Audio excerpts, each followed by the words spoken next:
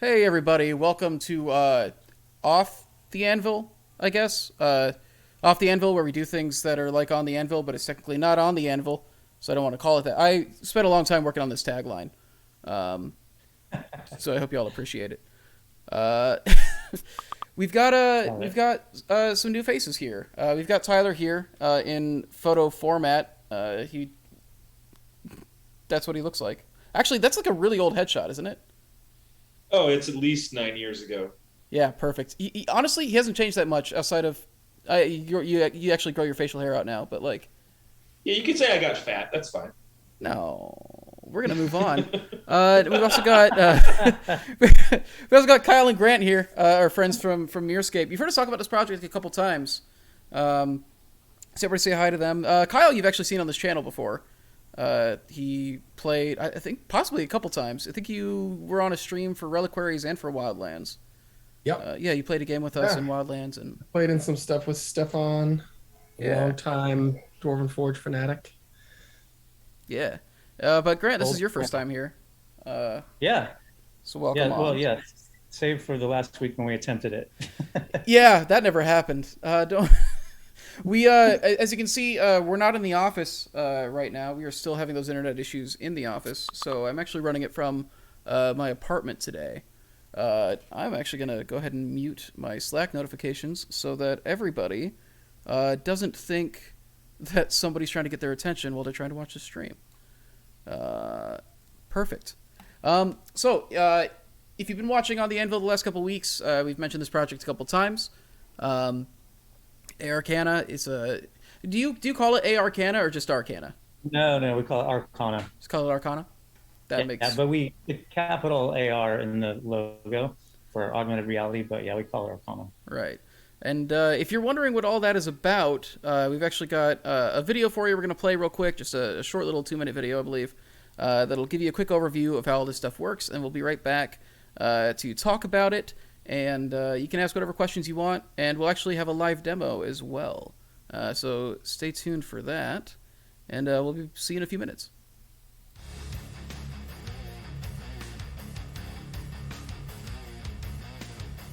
Perfect.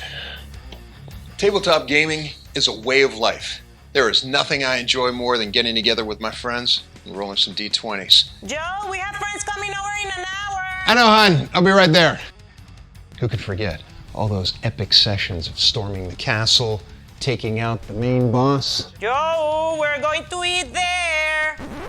Thankfully, there's a new way to play.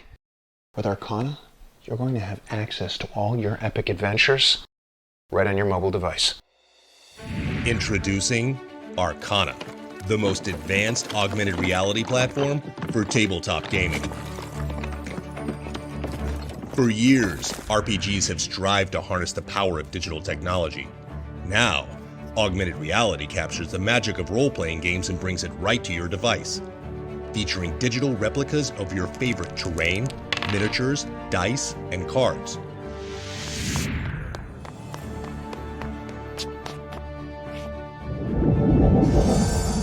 Unlike other 2D web platforms that force you to play from behind a PC, Arcana offers an authentic gaming experience on your tabletop, using digital terrain and minis from the brands you know and love. Best of all, each piece in your collection can be used infinitely, so you never run out of the right pieces to make that perfect adventure. And with customizable paint schemes and textures, your options are truly unlimited. Simple gesture controls allow you to build, navigate, and interact in a seamless and intuitive way.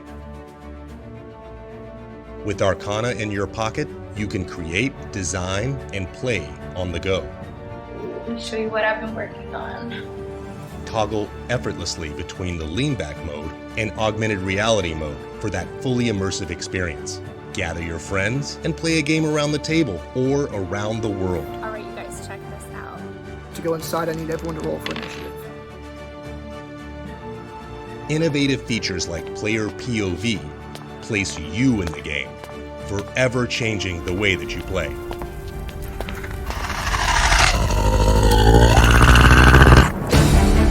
This is Arcana. We've assembled an incredible team, and together we are creating the future of tabletop gaming. Join our Kickstarter today.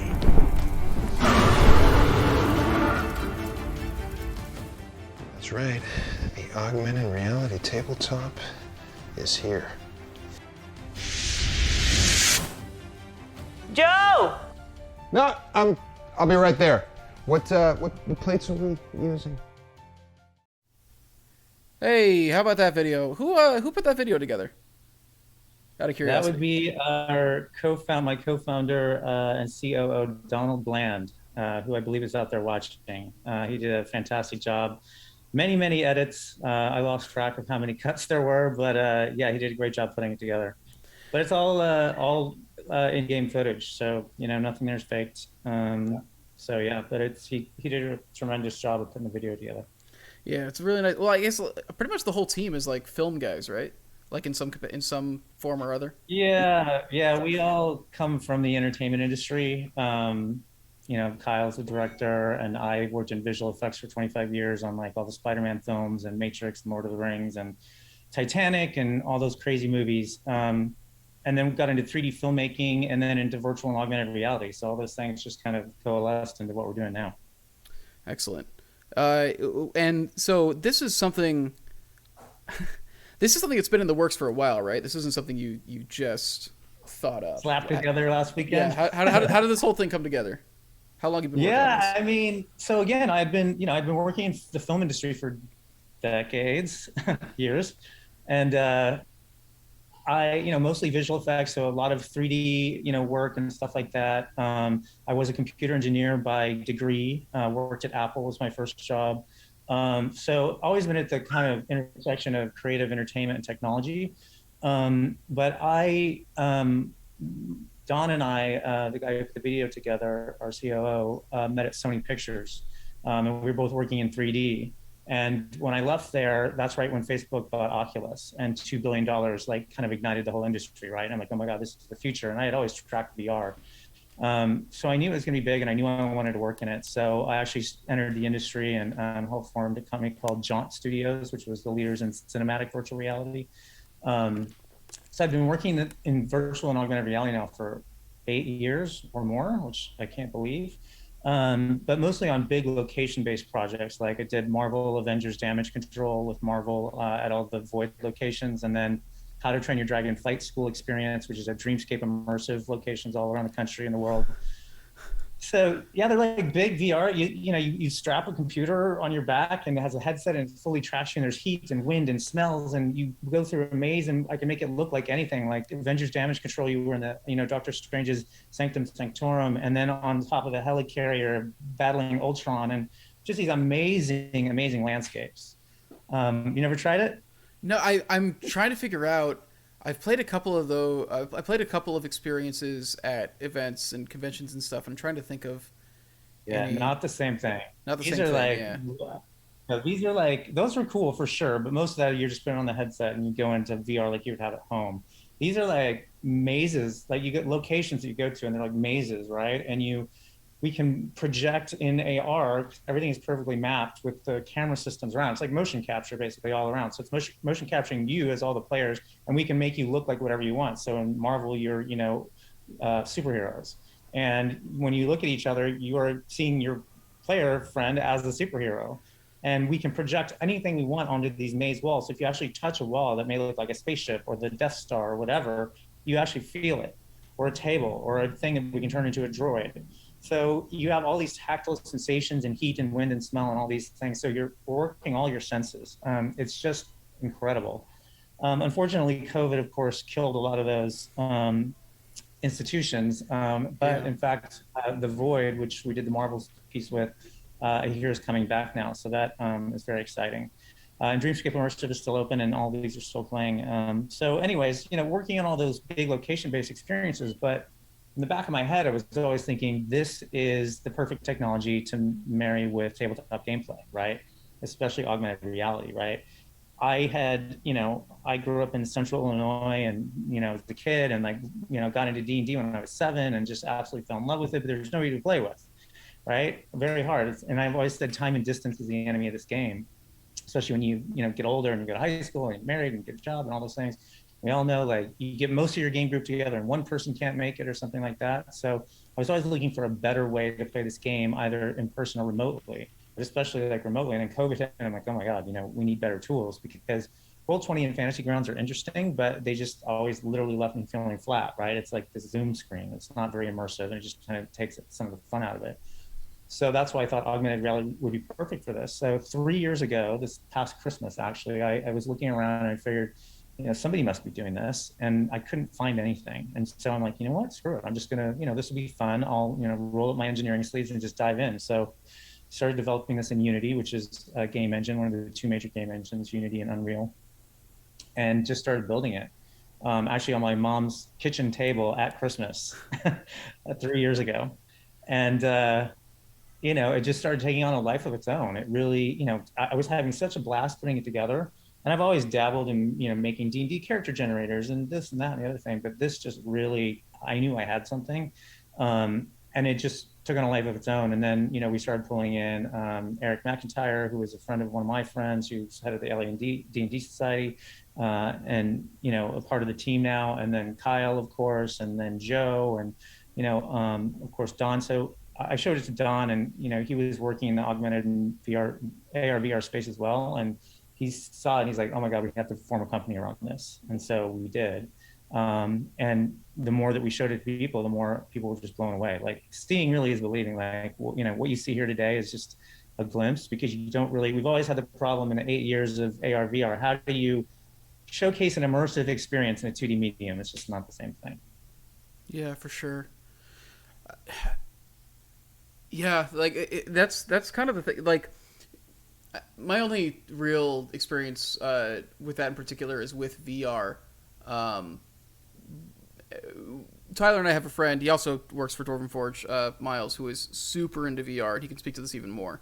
But that idea of, like, just knowing off the top of your head, like, okay, well, when you're first introducing VR to somebody, like, these are the kinds of things that will help them, like, get it more. And I think the Plank experience is, like, the one that he always, like, talks about. And he's like, it's by no means, like, it's not, like, it's full of game, and it's probably not something that you would think is that impressive from the outside, but it's the kind of thing that just, like, by just participating in it, like, you instantly understand, like, what VR can do. And I think that's part of, like, what's effective about your Kickstarter video.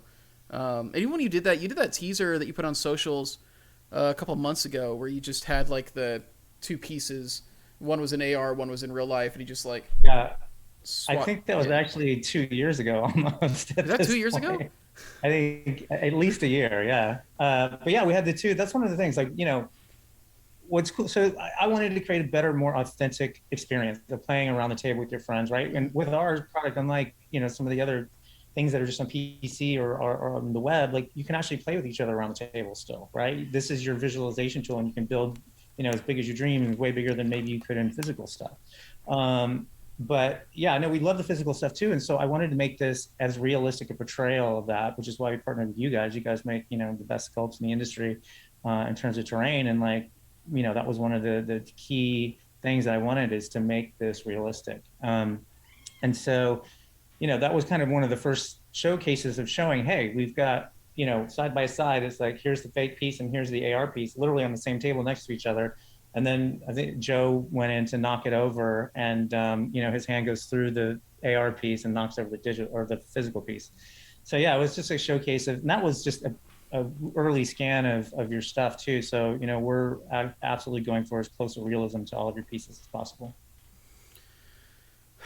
Yeah, that whole thing of, like, how do you quickly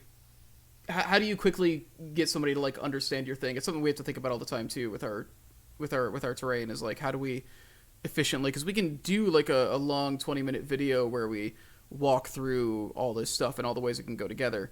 Many times. Yeah.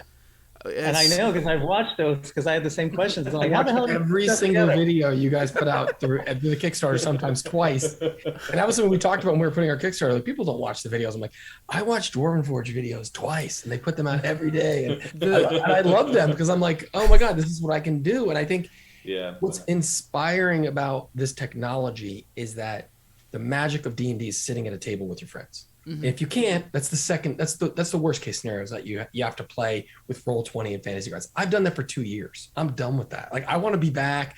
It's fun if I have to, but I would much rather play with people. And this lets you actually, if you have to play at home, share a table and be there with the same exact terrain. And it's not like a proxy for it. It's not like tokenized. It's not like another window on your screen. It's another way to interact with it physically. And you can also use this tool in person. So it's not like you have to do it only when it's remote. It's fantastic in person. We did a video too where we laid out some physical Dwarven Forge terrain and I did some Cavern, and it connected right to Virtual Dungeon, and the digital came from the physical into the digital. And we're like, wow, you can just augment if you want to unveil your players leave this room and suddenly you don't have the terrain, you can just unfurl something else. We have that video. It's a good spot to show it if you want to roll it. Yeah, I can actually. This is a real short one. It's less than a minute, so we'll run this one for you guys real quick. It's just an example of mixing. Lori in the chat actually says that's what they want to use it, is mixing real and virtual. And so yeah, let's just play that video real quick. Get a quick demo. We'll be right back.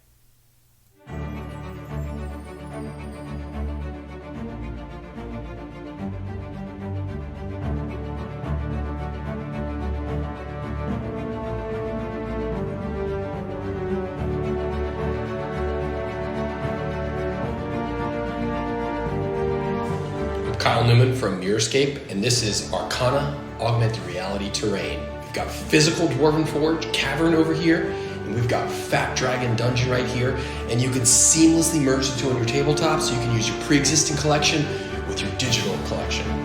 Build as big as your imagination takes you. Yeah. All right, we're back. Yes, that's a little demo of how that thing works. I think I think both of you guys kind of speak to something that I think most people can relate to. I think the number one reason why gaming groups like stop playing is somebody moves away, or I know this thing with like ours. Like a lot of the, like my first campaign was like a 16-person 3.5 game with our friend Isaac, who just freewheeled and improvised everything. It's a bizarre campaign. But that was like some of the most fun. And we do the 8-hour thing. We'd all just go over to his house and hang out on the floor and all that. But none of us live in the same area anymore. During the pandemic, I was filming a movie in Toronto, and my group is back in LA. And Joe was our dungeon master, and there's like 10 players, and we were playing through the pandemic sometimes twice a week. It was crazy, and we can't fix the time zone problem, but the fact that like we could have shared a tabletop like this, and I could have even felt more like I was there with them, was just something that it was an aspirational thing for us through this, through the pandemic. Like now is absolutely the time, because now more than ever, people have become accustomed to remote play. It allows your games to continue if you have to miss a week. But like if you're going to go to a convention, you can build something and you can drop it on the table. And of course, you're still using Dwarven Forge. You're using all your favorite builds. You can map stuff out. And if you buy one piece, you have it infinitely. So we were like conjecturing, Joe built Waterdeep. And we're like, this is probably $700,000 of Dwarven Forge. It was insane. It was so huge. He just kept scrolling and scrolling and scrolling. And we want people to build this stuff and then make it available. So you can just go, oh, I need 10 square blocks of city, and drop it on the table and customize it. And it tells you exactly what you need. But if you have one roof in this, you have a million roofs. If you have one floor piece, you have a million. So you can actually build as big as your imagination takes you, not necessarily be limited by, do I have the space to store it? I love the physical stuff, and I love the fact that we can augment. But there's something like, maybe something you're going to use once, and you're like, do I really need my terrain? And you have like this infinite amount of ice terrain, you can build like this crazy capital.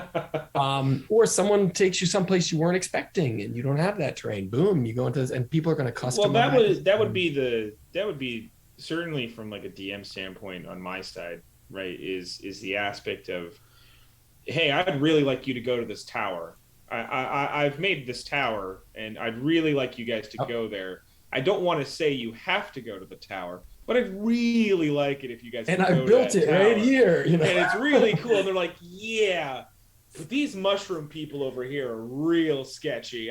We got to go check that out." And there's that's what's nothing to interesting. it. No, like here's the thing too, right? Like this is what we're thinking about too, like unique ways, maybe purchasing models, right? Like even if even though this isn't physical and digital is less expensive, there's still cost to it, right? And like making stuff and cool sculpts and scanning the stuff in and painting it, and there's a lot of human effort that goes in. So there's still going to be a cost for it. But if you think of like a Castle Ravenloft, right? Like just immense, or Curse of Strahd, right? Is an immense campaign.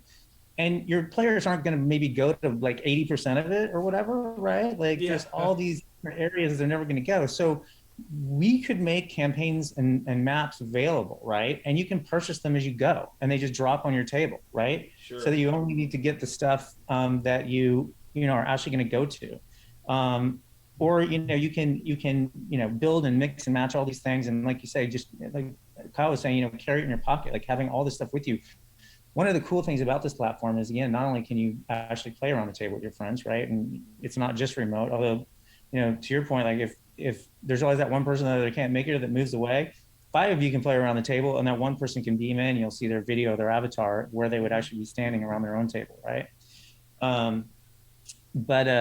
Yeah, I mean, there's I forgot what I was gonna say. You're liberated also by weight. You're liberated by height. We have something dropping tomorrow in our Kickstarter. I'm not gonna say what it is, but it's not confined to the flat tabletop. Imagine like you can do a city in the clouds, you can do underwater and have a ship floating at this level, and suddenly spatially you're doing things. You don't have to have maybe like levels to clear things to get your character. That's already something that you were saying in even regards to Castle Ravenloft, right? Like one of the biggest things in any sort of castle build or large building build is always going to be the vertical weight. Yeah. Exactly what you're saying, Kyle. It's like the actual physics of building something that is that tall or representative of that tall is always going to be so precarious, or it's going to need so much integrity underneath, like throughout the entire part of it, that eventually it's going to be untenable for any table. And your castles do a great job of doing that. Like the castles are so impressive. You guys can build so big. Now imagine this: not all of Dungeons and Dragons or role play is combat, and a lot of what we use terrain for is tracking of combat, giving spatial representation. You can use this stuff, and maybe it's a more inexpensive way to do it, but you can use this as a narrative and storytelling. So you arrive at this city, and literally fog effect rolls through the town, and you can see all these shop fronts and stuff.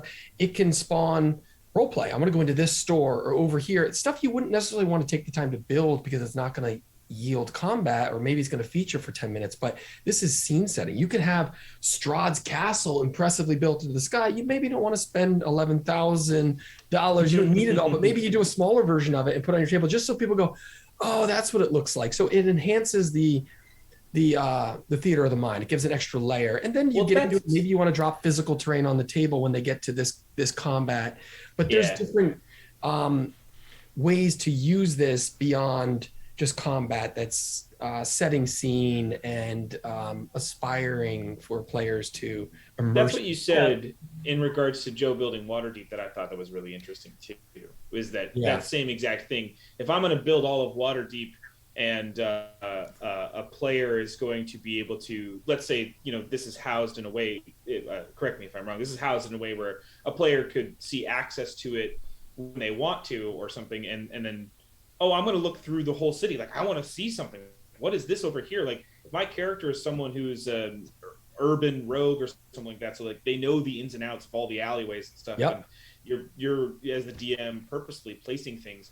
It, like you're saying, it gives a kind of out of game experience that I'd be really interested to try out. We want to build that aspect of we want to build Valoria so people can go to Stefan's Valoria, just like you can walk the streets, and someone's going to build this and put it out there, and someone can buy it, and there it is. There's like you have a city, and Joe's Waterdeep was on fire. That's the other thing. It wasn't just normal castle or city. This was every building was burning and it was being attacked by multiple dragons. So it was even more expensive. It was just like this, probably the most impressive Roll20 map I'd ever seen. So we were I was famous. going to say is it brings also the immediacy, right? Like by always having this, you don't have to have a computer, right? It's a tablet or the phone that's in your pocket or that's always with you that everybody always has. So you can pick up spontaneously your game sessions, right? Oh, wait, we have an hour at lunch. Hey, you guys want to get together and finish last weekend's game session? Sure. And you can drop it on your table, or you can play in our lean back mode. Actually, I can show you guys this stuff, right? And really quick, yeah. while you could also, if you're building, you're a DM, or you just want to build for fun, you can map it out with these pieces and then figure out what you need to buy to build it if you want the physical. It's a great tool for saying, what could my build look like? And you test it out. I need 9 corners. I thought I only needed 4. Like, it's a good way to like beta test your physical builds too. Chris, So- are you trying to say something there, Chris? Yeah, I was gonna say we had a couple questions I wanted to address. Sure. We had one. Vertex was wondering if it has a .obj or .fbx import. Yeah, so this is a very popular question. No, it does not at the time. And the reason for that is because those files are huge. They're like, we are also, with our partners, with Reaper and with, that's all my stuff. With our partners, a lot of that stuff comes from STL files, right? But those are like huge multi-million polygonal model. And when, in AR and in VR and in mobile, which we're on, you can't use those. Those have to all go through a process we call decimation, which takes those multi-million-dollar models and reduces them down to like 10,000 polygons, while still keeping all the detail of all those really great features in these minis, right? And so that is not an easy process, right? That is a lot of processing involved. Not to mention those files are not painted, right? We have painted minis, so we're actually hand painting all of these. So a direct import right now we're not doing. We're going to feature all this great content on our marketplace. That's not to say that we won't in the future, but it will be somewhat different than I think we can do better than what you're currently seeing out there in terms of just taking these assets and importing them. There's some really cool ideas that we have where I think we can one up it, but that'll be a little bit down the product roadmap. Cool. Awesome. And then the other big question I want to get into before we get into the demo, Keenan was wondering, how does it sort through what's in your collection versus what's in another? If I don't have any of the pieces unlocked in my personal collection, does it automatically get added if I buy someone else's build in the marketplace? Basically, what happens if you buy a build that you don't have a piece for? Yeah, the idea is what we want to do is democratize this whole process, right? Where generally people want the pieces that they want, right? It's kind of like when Apple broke up albums and sold them all for 99 cents, the songs. We kind of want to do the same thing for this, right? Where you just buy the pieces that you need. Like, oh, I need that corner piece. I need this, right? Lego bricks. We want to make those readily accessible, in-app purchases, affordable. And then anybody who builds things with the maps that they might share online, right? There's a really cool Ravenloft map. You own, you'll say, oh, I want that map. Great. So you can download it and say, you have, 36 of the 87 pieces or whatever that you need. And then it allows you to purchase the rest. And each of those are available individually. We'll, of course, have bundles and packs of things like you would normally expect of all kinds of different pieces and stuff. But we do want everything available individually, so you can buy just the pieces that you need at the time. And it will top you up for whatever you don't have for any map builds that you might want to purchase. Awesome. Let's go ahead and get back into the demo. There's a couple other questions, but I think a lot of them will be answered just by seeing you mess around with it. Yeah, sure. Let's see. There we go. Let's see. And there will can you see that? There will be fog of war. I know people also ask that too. That's a big point of view, and all that stuff will be integrated. There's going to be fog of war? Can see my... Yeah, we see it. Okay, cool. So I'll just show you first. I'll get up here. Won't walk around my table, but so this is the AR mode. You just bring it out, scan your table, drop your map, and you can move it over to how you need to fit your table, and then you can load up a map. We'll do Cragmaw, and boom. Just it's like Hollow Chess for D&D fans. Exactly. So you're basically in AR, you're your own cameraman, right? You can move in and it's just like you're leaning over onto the table, and then I can pick up the minis, and I'm just using, your swipe gestures on the iPad. These are, we're going for realism with the terrain, but because we're digital, we can add, water effects and flames and fire and stuff like that. We don't want to overdo it and make it a video game, but we do want it to seem realistic. So all this stuff is completely networked. So, other people that are around the table, it synchronizes everything with the people that are around the table with you. So, if someone was across the table from me, they would see this same map from their angle as if it's actually sitting on this table. It's all synchronized between the devices in the same room. And then anybody who's not here, you will see their avatar or their video of them in the location where they would be around the table of their own game on their own table. So everything is synchronized. It takes a little bit to wrap your head around it, but it's like super cool and like totally natural when you're in the room. And then the other thing that we can do is if you don't want to, we can adjust lighting effects. So we want to make it spooky, right? We can make it very dungeony and bring the light down. It's by default sampling all of the light in the room to make it look realistic as if it was actually sitting on your table, but we can also adjust it if you want to make it, creepy and dungeony and all that stuff. The lava will actually flow, as will your rivers and waterfalls. Your pools of mana will glow purple and reflect off the walls. There's, metallic, there's treasure in the corner that gives off its own glint. Everything is representative, but the goal, like Grant said, is to not video game this. It's to say, what do you need for your tabletop gaming experience? It's to emulate that as opposed to gamify it, but keep people playing together. Someone would be sitting in that chair at the other side of the table, and if they weren't, and someone else was being there by proxy, you would see their avatar sitting there, which might even look like their player character. Right. I would just say too, like, real quick, I just want to show one more thing. Like, if you don't want to lean, like, AR is obviously the magical experience. When we can talk about the future of this, this was all designed from the get-go. Right now we're on phones and tablets, which is what people own, but very soon everybody's going to be wearing AR glasses, in the next 3 to 5 years, which will ultimately overtake the phone. And this is built from the ground up for that, right? That was my vision from the very beginning, just to be day one on those glasses. So, imagine you're just, when you all have the glasses on sitting around the table, like it's going to be effortless. And in the meantime, people are like, well, I don't want to hold up the iPad the whole time, but we have these, just simple stands, and you can use your keyboard stand or whatever, and just, put it in the stand and have it, sitting there as a portal into your window. Yeah. Portal into you put it where your character is, and that's where the action is. But also what you're looking at here is probably, I would say, like in our Kickstarter, $30 to $50, maybe. The starter pack you can build 50 times as big as this with just some basic pieces. Yeah, and I don't even think it's probably not even that much. But yeah, it's maybe the basic. The other thing that you can do is if you don't want to do AR, right? If you just want to build and you're on a plane or a train, or you just in bed and you don't want to deal with AR, you can just go back, hit the 3D button, and now you're in a virtual environment. So you can play in these themed environments. This is a tavern we've got there on a virtual table, and you use pinch to zoom gestures. So I'm just pinching in to move.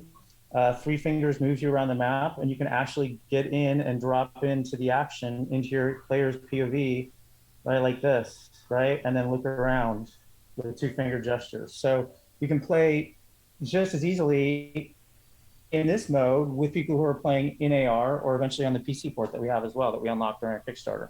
So we have all these different cross-platform ways: iOS, Android, PC, AR, the 3D mode.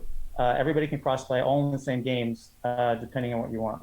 And there's life scale coming, which is also, you are in the dungeon. Well, we have a life scale stretch goal up. So on our Kickstarter, which we're hoping that we reach, this is our final 3 days going right now. So everybody back to Kickstarter, because at the 500,000 mark, we unlock life scale, which means that you can literally blow this map up off the table and it will fill your living room, and you can actually inhabit your character's view in the dungeon, or you can walk around it out in the park, or outside or whatever. You can play in your dorm like boulders.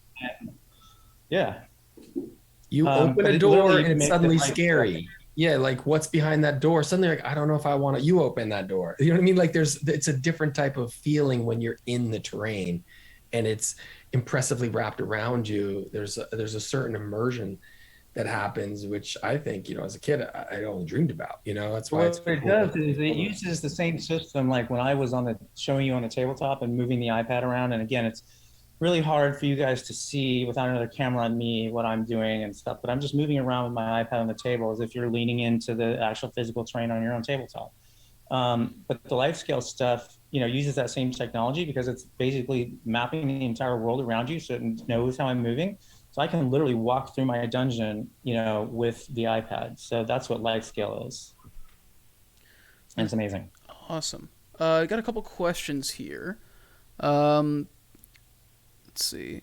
Superb Mario Bros, who I think just said he backed a little bit earlier, says, if you've created a terrain build made out of Dwarven Forge pieces, is there going to be an inventory list of what pieces and how many of each piece are in the build, so we might be able to create the build in real life later a bit more easily? Is there anything tracking the amount of pieces that you've used, basically? Currently not, but it's interesting that you bring that up because that's actually how this all started. I, in the very beginning, like, hey, I want a really cool AR map making tool. I can throw it on my tabletop and just build these things and figure out what I need physically, right? And so it would be very easy to do that. And I know some other people in our forums and our Discord have asked for that.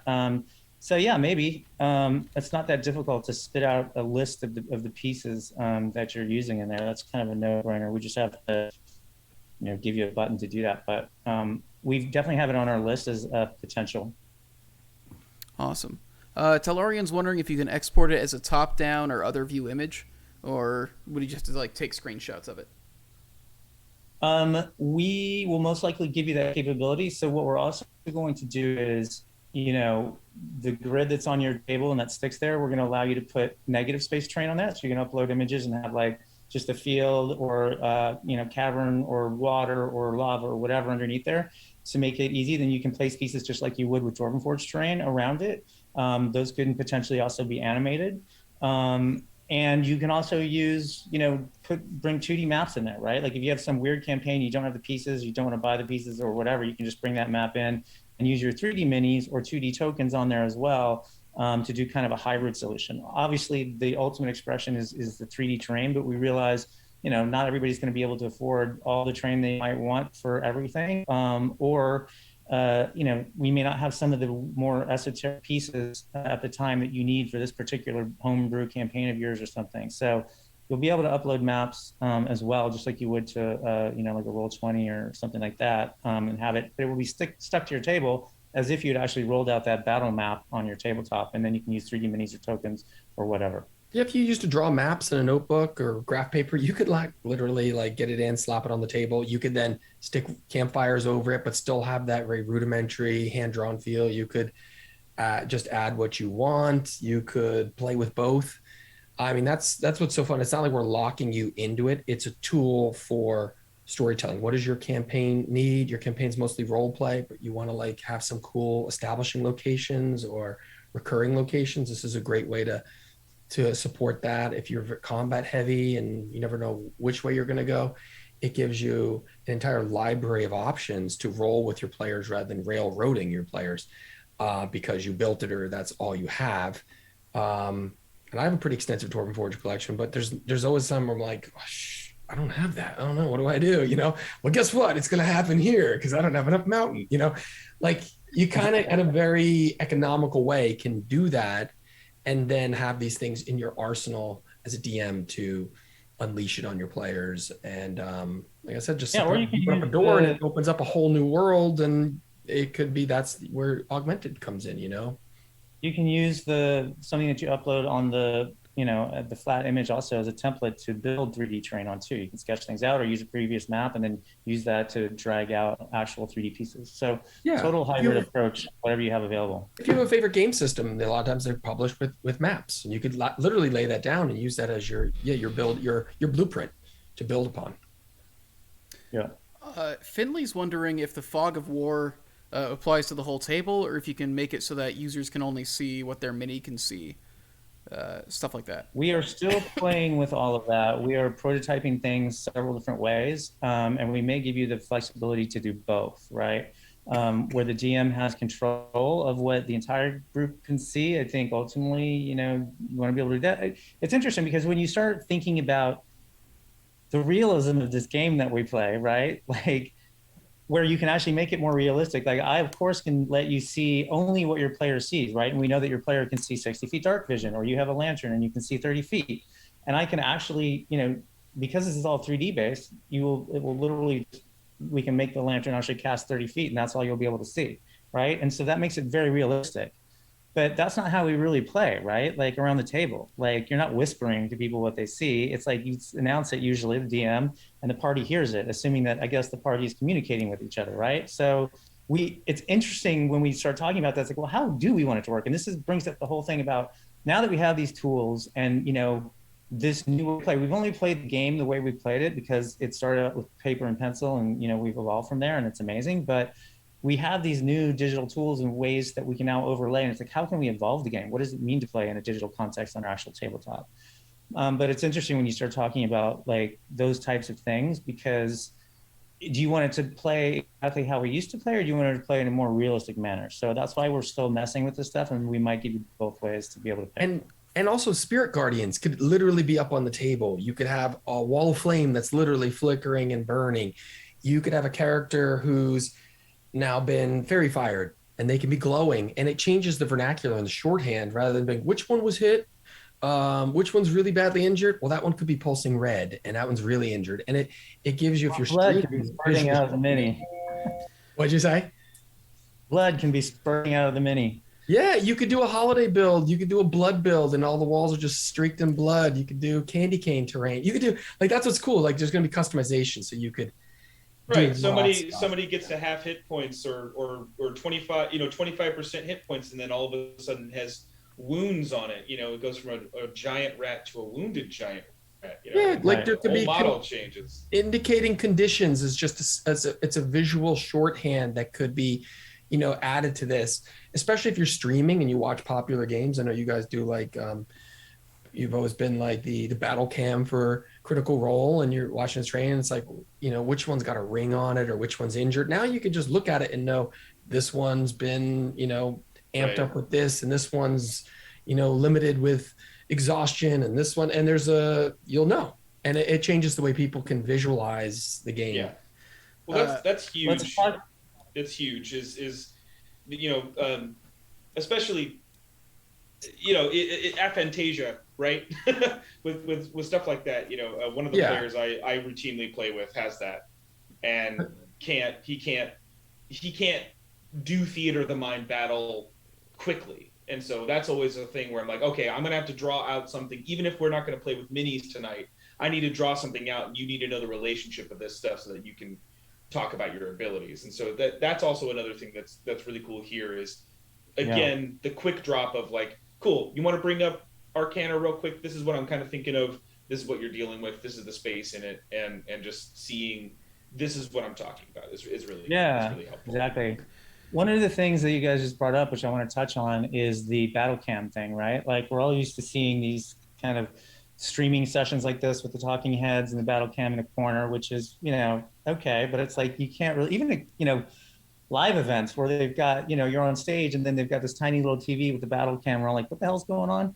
Like, imagine now with this technology, and this is something that we're going to be doing, is, not only can you network in together and either, around the same table, or obviously people beaming in, but you can also stream one to many, right? This is a new streaming platform. So instead of people watching this battle cam on their Zoom screen, they can be watching a performance or whatever, scan the QR code on the screen, and the map that they're playing on drops down on their actual tabletop in their living room. And so they can see all the moves occurring in 3D on their tabletop as if they're sitting around the table with the people playing it on the streaming session. It changes the experience. There's so many times I watch streaming D&D and I just want that little screen to be bigger. A lot of times I'm stuck watching on my phone. I'm like, I just want to get in on it. Just get a little closer. I just want to see how that was painted, or you just beg to get closer.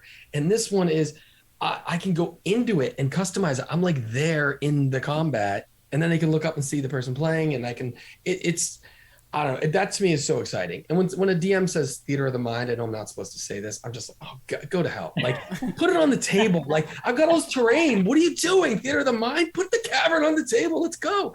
And they're like, well, it's only 8 orcs. Like, no, it should be that easy. You shouldn't be scared of like taking the time to put it on the table.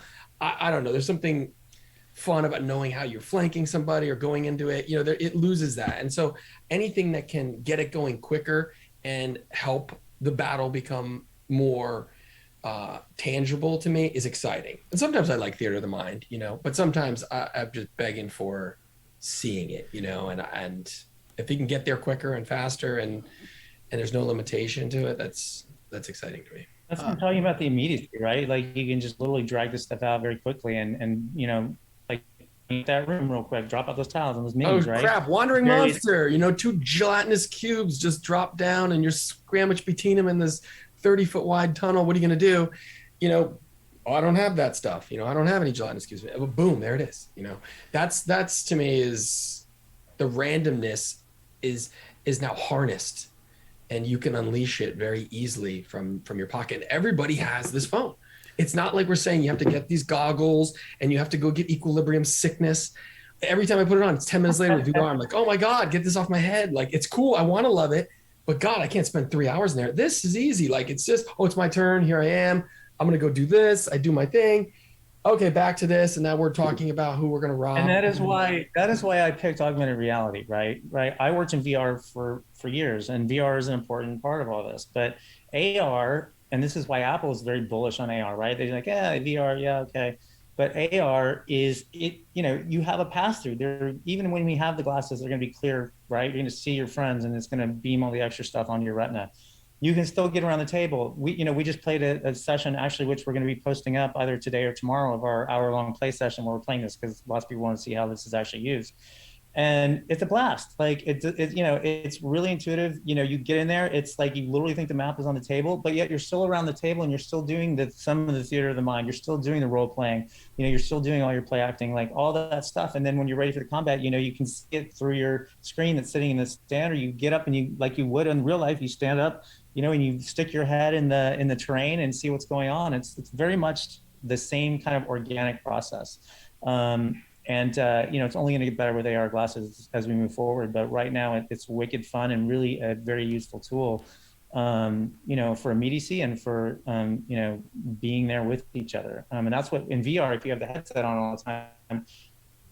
And this is the problem I have. Like, people want to come over, let's play VR. Well, you don't come over and play VR because one's sitting on the couch while you're watching someone swinging around in the air with stuff, and it's like you can't see each other, and you have to take the headset off, and then how does the DM do that? And you lose the interpersonal communication. So with AR, it kind of solves all those problems, and that's also why I think Apple is so bullish when it's like props.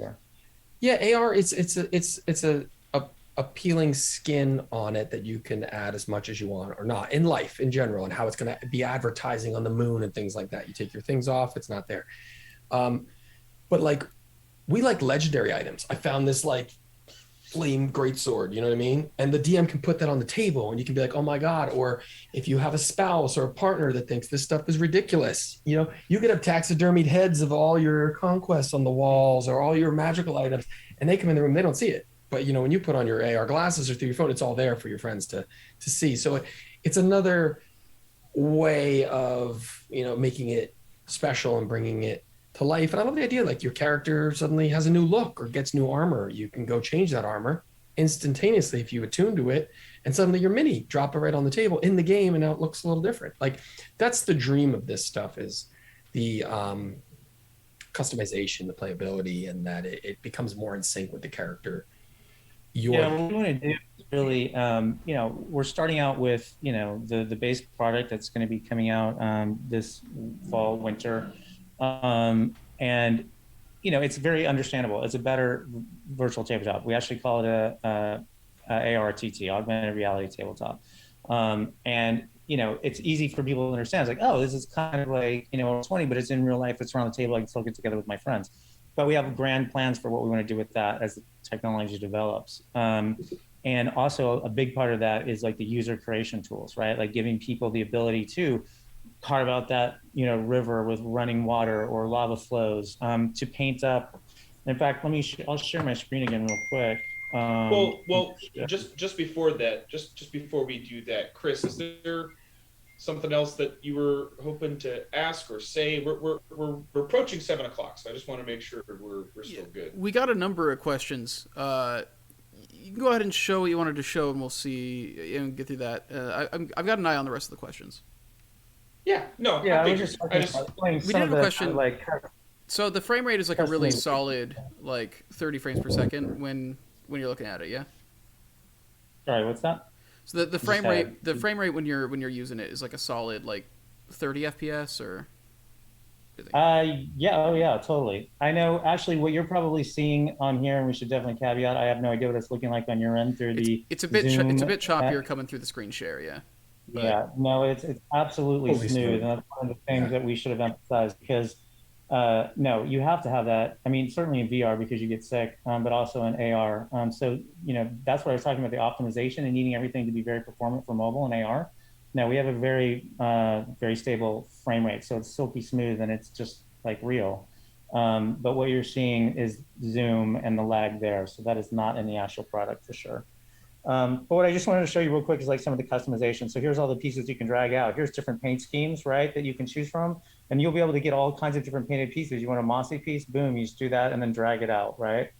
And so you can. We're going to allow people not only, we'll sell a bunch of different, kind of custom pieces that you can paint or that are painted, but you'll also be able to paint your own minis, right? Because that's a big part of the hobby. And I always sucked at it, but imagine that, since we're in AR, you can actually pull this out and now we can enlarge this to the size of a little statue and you can paint with your fingers, right? Or with a virtual brush on this statue size thing and then shrink it back down to the size of your mini. So there's all kinds of really cool things that we can do. Like I said, terrain carving, you can carve out rivers and valleys, lots of interesting things there. And then just real quick, you can connect your Hero Forge account and then drop down your customized Hero Forge minis right onto the tabletop. So that's gonna be amazing also. We're just jazzed too, because like I said, since I got back into D&D in 2015 in a big way, I became a Dwarven Forge fanatic. So since we started talking about this, I was like, we have to find a way to partner with you guys because that would be the dream. And thankfully, we've got to collaborate with you and bring a really nice core selection of stuff of Dwarven Forge to the table, from props and cities and caverns and dungeons and the plan is hopefully more.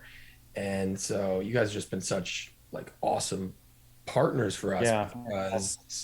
Because that's the dream when you're playing D&D or Dungeon Masters, to have this kind of stuff on your table, and the paint jobs and the sculpts and the customization and the possibilities with Dwarven Forge was just so endless and inspiring. That's why it's cool that we're getting to play Dwarven Forge in this new, strange, but liberating. Yeah, and one of the things that I thought you guys were gonna, give me some crap for here on the show was, where's our Dwarven Forge pieces in there? I didn't want to say it, No, it's. No, I mean, Nate was going to give me a whole bit of shit for that, but the reason, the reason is that. Obviously your pieces are physical and that's what makes them so cool, right? And you've done amazing sculpts, but it's all been done by hand, carved out, created molds, the old fashioned way. And so we actually have to go in and scan all those pieces. So we're physically scanning those. And then, along with the color and upgrading the paint, making sure that it matches as best as possible the physical pieces. So it does take a little bit longer, but they are definitely all coming. Yeah. Awesome. Yeah, whereas the other ones, I think with Fat Dragon, you were able to just take the STLs that they already had and put it in there. You have to make STLs out of our stuff, which exactly. is a process. Yeah, we got to scan it. Exactly. Yeah. Let's see. We had a couple questions related to that. Related to the collaboration, I guess I should say.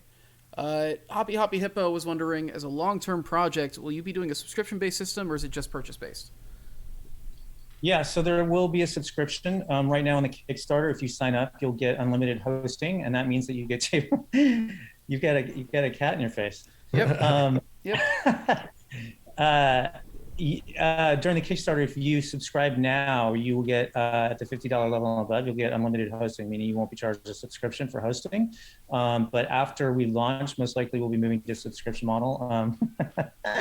Just to, we're a business, we got to keep the lights on, we got to make this awesome, and get you all the things that everybody wants to see. So there will be networking costs and server costs and all that. So there will be a subscription afterwards, but most of it is in-app purchases, right? Where you can buy, each of the pieces that you need. Like I said, we're going to make them all available individually. So you're like, oh, I just need that piece and that piece and that piece, and put it all together. And again, because you can use them indefinitely and infinitely, you're buying sculpts. You're not buying pieces. You buy the sculpt, you can use it as much as you want. So, a few pieces goes a long way building what you need, and then you can buy the additional, really cool pieces and stuff that you need for a particular campaign.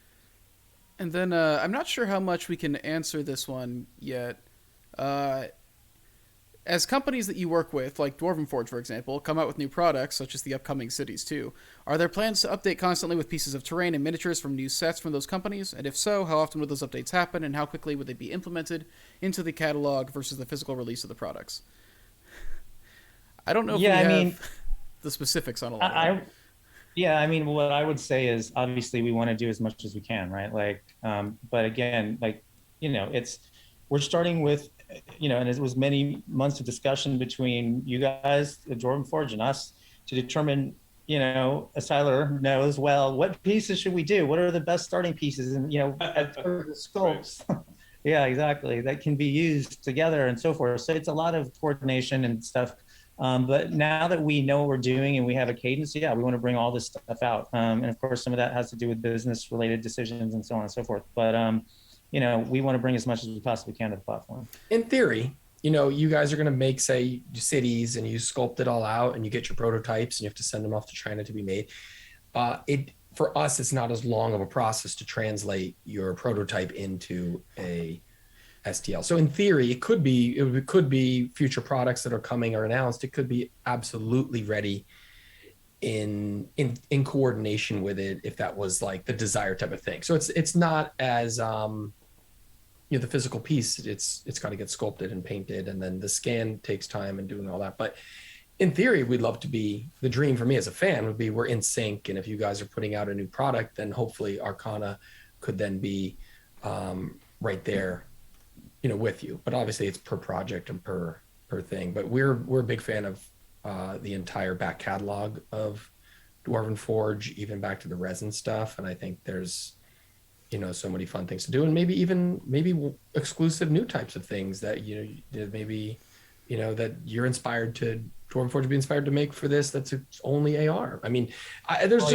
you can't, cool. Some things that you can't physically make, right? Like we can do, you're limited by manufacturing and sculpts and things like that. Like now you guys are such amazing, concept artists, really, with all the pieces that you make and turn into reality. Like we can make, it would be my dream to work with you guys and Nate, who's got that amazing sketchbook, to bring some of those pieces to life and things that you could never actually get in a physical piece. Dwarven Forge clouds. I was wondering how long it would take for people to bring up the worm.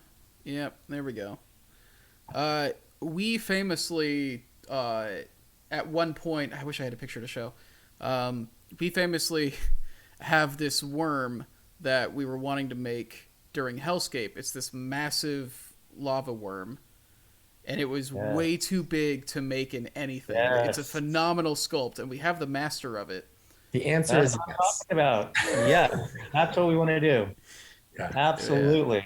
Things that are too expensive to maybe build physically and ship, overseas, or rather than just negative space, but maybe like a 32 by 32, tile. That's ridiculous. How do you print those and there's things like that are, you're unhinged and separated from the limitations of physical production, that suddenly you guys are like, now we can do things that we're dreaming of, and maybe we're the perfect place to unveil them, like said worm, Mm-hmm. Yeah, and that's kind of another example of okay, I love physical terrain, right? Great, so do I. You have your physical build, but this worm, there's just no way that it could be made, and then you can augment your physical build with this crazy worm, right? So again, there's mix and match. There's let's see. this is a interesting. This is a very specific thing, and I'm very curious if this is possible.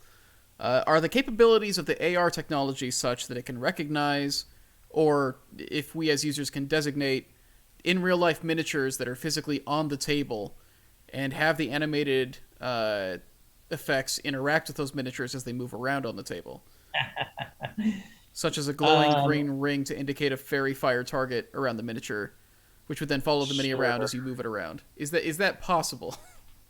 It is possible. It's so the technology is going to definitely become more and more possible. Like right now, we can do image tracking basically. So you can do a 2D or a 3D image track. So I can tell what a particular piece is on the table and where it is and what its orientation is. So I could absolutely, do that. But in practice, the hardware is not quite good enough yet. You'd really want the latest phones, like the latest iPads like this, that's got the LiDAR sensor on it, right? The latest iPads and iPhones that have LiDAR really give you the best experience, because what that is basically a radar technology that's sending out and telling me exactly for every pixel how far something is.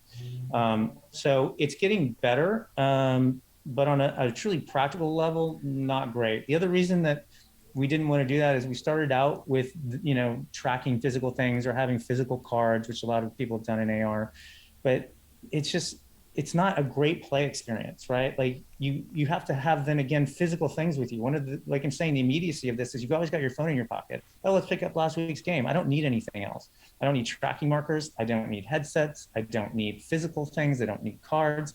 You can just drop it down anywhere on the beach. We have one of our videos where we have the actual map, the huge map laying on the beach in Malibu. And you can play there. So it's like the immediacy is why we kind of veered away from that.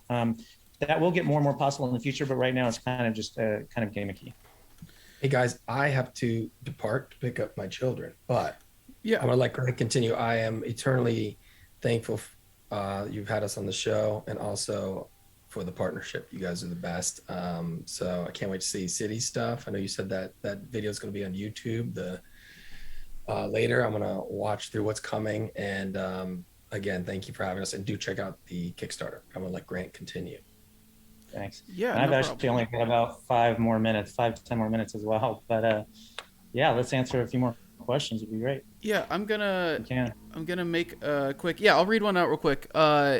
Finley is a longtime backer of ours. Always has a lot of really interesting questions, and this one is no exception. He's wondering if it's possible to attach players to character sheets or something to the point where you can set up specific things like a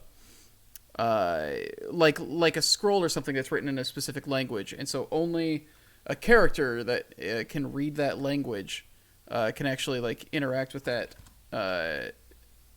Can interact with that thing, basically. If that's something that can happen. There we go. I'm not quite sure what you mean. So you're saying a physical character sheet that's written in Elvish or something? Or basically if you can designate a permission. It would be like permissions. It would be like giving adding the speaks Elvish permission or something to this character, and then having objects that you've placed that an Elvish character can select. Right. The background to this, I know exactly why he's asking this. He said a couple times the reason he wants to use this is he runs a lot of LARPs, and so he's planning to use this with LARPing, and I'm intensely curious to see what that would look like, but I'm pretty sure this ties into that. Yeah. LARPing is something that we're very interested in, again, as this technology evolves and develops, and talking about bringing the game off the table and into your living room and out into the world at large kind of things, with augmented geolocation technology and stuff like that. But yeah, we could definitely do that, sure. I mean, that's some of the cool things that, we've been talking about. It's just, if you, again, we're starting out with, we need to bring out the basics, right? And get all the cool basic stuff to everybody playing. But those are absolutely things that we're bantering around, because you just have to figure out how it works with the game system, right? Anything that we do, we are going to, right now we're a mapping visualization tool, right, that allows you to bring and build and see the map as if you laid out physical terrain. But we absolutely have aspirations to start bringing game automation and game tools, right? Because this kind of those kind of hooks kind of require that, like the character sheets to understand who knows what and how far they see. And we're starting to do some of that stuff. How far you move and how far you can see and what your attacks are. And that's kind of the same thing. What language you speak. And so this thing is tagged with those languages. So when you lean in, you'll see, you'll be able to read it. And when everybody else leans in, it'll be gibberish or Elvish or whatever. It sounds so hyper specific and like very much like a thing. It's like, this isn't really something we need to have for launch, but it's a very cool specific feature. No, and that is where we want to go, right? This is definitely where we want to go. We have grand ambitions for all this stuff, but we're starting with the basics and we're starting with tabletop, but those things are absolutely in our mindset, and they'll make more and more sense again as the glasses come out when you're going to be out walking around and stuff. To have the more bigger gameplay like that. It's still possible in the miniatures, and again in life scale, that we can blow up into your living room, and we can blow up traps and puzzles, and you can actually interact with it somewhere else that we want to go. Right, you come up to the treasure chest in your map, the map disappears, the treasure chest comes up on your table, and now you have to work together to defuse it and get the poison gas or get the treasure. Right. Yeah. So all those kinds of things we want to do as we evolve. Excellent. The last question I want to get in before. Because I know you got to go. Telorian, I think it was wondering if if you back in for 3 packs, if you would be able to get all the Dwarven Forge stuff. If you backed at the level to get like 3 packs, I think is how he phrased it. So if you go in there, like there's a section on the Kickstarter that says choosing terrain packs. That kind of breaks it down.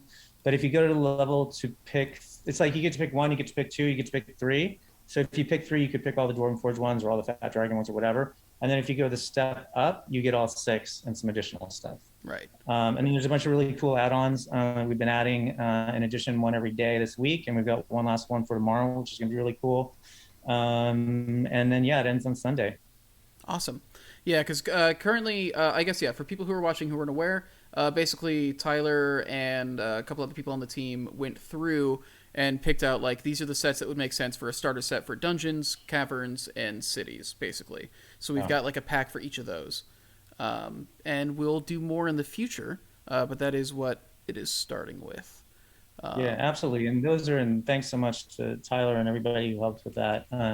We did spend a lot of time, like, back and forth for weeks, like, figuring out, how many pieces do you want? Well, remember, we can use each piece as much as you want. Oh, that's right. So now, it's different. Like, okay, with these sculpts, you'll be able to create all of this. And we show you on the Kickstarter, like, what a tiny little sample build would be. But remember, like, once you've got those pieces, you can use them infinitely. So you can build much bigger than those. It's just a sampling of using those sculpts, what you'd be able to create. Well, we also had to reimagine, like, how you built with it. Like, we didn't really need corner posts really for cities, for example. Like, you don't need to actually do like that physical part of the building for this, and you can put a torch on like any wall. So the difference between LED walls and magnetic walls and stuff was a different thing. And we're still sorting through some of that stuff. Like, it's interesting because taking the physical to digital is like you have different sculpts, like, with a secret door that opens on a wall. Well, any wall we can make the secret door, and then we can reveal it, right? Or, we can snap any prop to any wall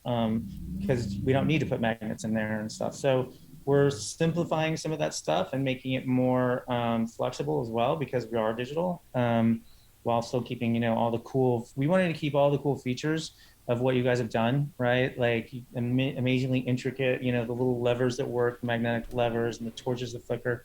So we want to keep all that stuff and then add some additional digital enhancements, obviously, which we can do because we are digital. Yeah. All right. Well, I don't want to make you late, so we'll go ahead and wrap it up here. Get back to Kickstarter. More posts. You're about to. Guys, I'm putting the link to their Kickstarter in the chat again right now if you haven't checked it out. They're getting into the last couple days now, which is intensely exciting. I'm sure it's been fun having your first Kickstarter experience. Speaking as a veteran of several at this point. It's been crazy. It's been a ton of work, but it's really amazing. It was both terrifying putting it up there, and then also amazing because now we've got this amazing community. We have over 1,200 comments on the Kickstarter site, and we have our Discord that's like filled with people like talking about what they want to build and talking about the games they want to play. And so definitely join our Discord. The link's at the bottom of the Kickstarter as well, and follow us on all our social channels too. But we're, it's about building the community and just seeing everybody's excitement for it. And we are listening and responding to every single comment. So don't think, we're not here. I'm a gamer.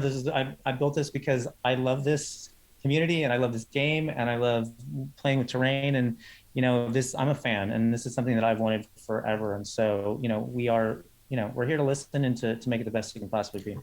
Yeah, that's been one of the things that's been really nice about it. It's just that it's been like it's very clear that you guys are really passionate about the hobby, which is also where Dwarven Forge comes from with all of it. Yeah, we make all this stuff because we want to use it, and all that. So yeah, if we didn't get around to your questions today, ask them on their Kickstarter, ask them in the Discord. I'm sure they'd love to get around to it. We just had a limited amount of time today. But thank you guys for coming. Thank you, Grant, for joining us. Thank you, Kyle, even though he's out of here. Thank you, Tyler, for helping me field this whole thing. And absolutely. And thank you guys for watching. And thanks so much, everybody. No problem. All right. See you guys later. Cheers.